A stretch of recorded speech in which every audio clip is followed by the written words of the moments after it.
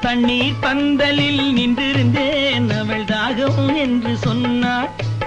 நான் தன்னன் தனியாய் நின்றிருந்தேன் அவள் மோகம் என்று சொன்னாள்.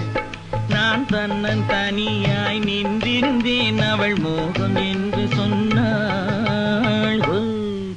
நான் தண்ணீர் பந்தலில் நின்றிருந்தேன் அவள் தாகம் என்று சொன்னாள்.